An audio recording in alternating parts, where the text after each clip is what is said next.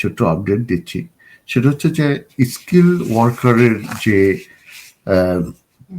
Salary, যে minimum salary requirement যেটা under skill worker রুটে আছে, সেটা আমরা জানি যে এই থ্রেশহোল্ডটা হচ্ছে 41,700, যেটা 22nd of July 2025 থেকে এটা মূলত ইন্ট্রোডিউস করা হয়েছে এবং লেভেলও চেঞ্জ হয়েছে, লেভেলটা 6 and over।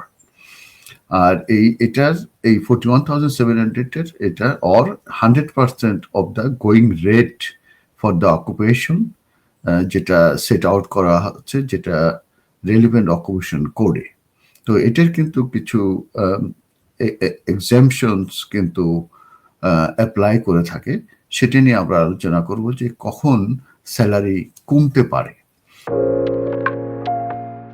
তো ইউকে স্কিল ওয়ার্কার স্যালারি যারা নিউ এন্ট্রান্ট হিসাবে অ্যাপ্লিকেশন করবে তাদের ক্ষেত্রে কিন্তু স্যালারি রিকোয়ারমেন্টটা কিন্তু কমে যাবে, এবং যারা নিউ এন্ট্রান্ট হিসাবে অ্যাপ্লিকেশন করবে তাদের স্যালারি হবে 33,400 পার ইয়ার, অথবা 70% of the going rate for the occupation.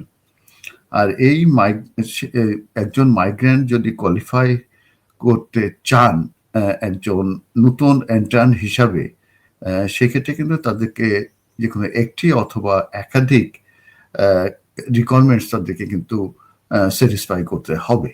তার ভিতরে প্রথম যেটা হচ্ছে সেটা হচ্ছে যে applicant was under 26 on the date of the application was made। যেদিন অ্যাপ্লিকেশন করা হচ্ছে সেই সময় তার বয়স 26-এর নিচে ছিল। আমি বলছি যে কোনো একটি অথবা একাধিক রিকোয়ারমেন্ট স্যাটিসফাই করতে হবে, অতএব 26-এর নিচে হলে এটা কিন্তু তার জন্য অ্যাপ্লিকেবল হবে।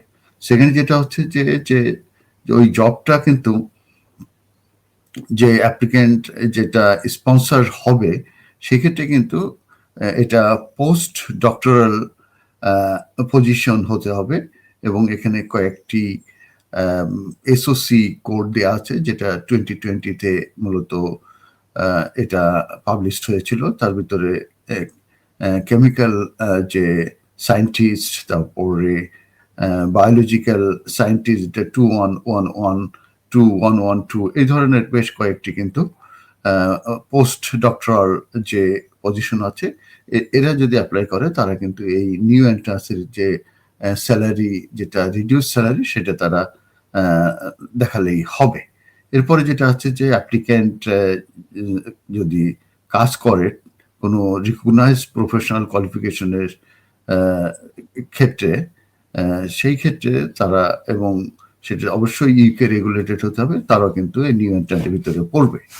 এরপরে আছে যে অ্যাপ্লিক্যান্ট যদি কাজ করে ফুল রিকগনাইজ কোনো অথবা chartered status with the relevant professional body, সেক্ষেত্রেও কিন্তু তারা এই নিউ এন্ট্রান্সের ভিতরে পড়বে।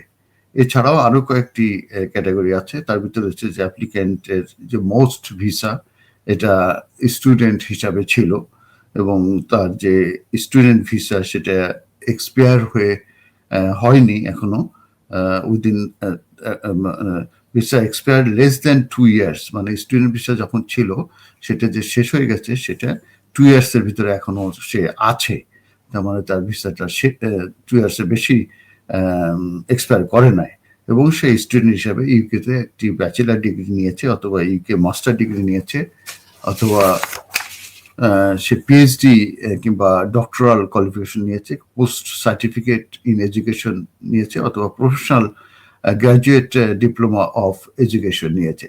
তো এই যে অ্যাপ্লিক্যান্ট সে কমপ্লিটেড করেছে যে কোর্সটি, সেটা সে এখানে স্টাডি করেছে পিএইচডি, এবং সেক্ষেত্রে তারা যদি পিএইচডি লেভেলে কোনো কোর্সে থাকে অ্যাটলিস্ট 12 month কমপ্লিট করলেও তারা কিন্তু এই নিউ এন্ট্রান্সের ভিতরে পড়বে।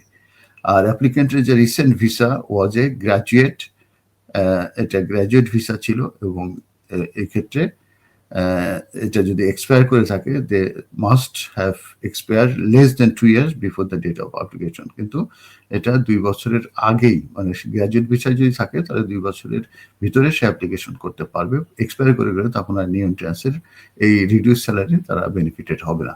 এটাই ছিল হচ্ছে নিউ এন্ট্রান্স হিসাবে রিডিউস স্যালারিতে কিভাবে আপনার স্কিল ওয়ার্কারে সুইচ করা যায় এবং তাদের বেতন হয় 33,400। ধন্যবাদ।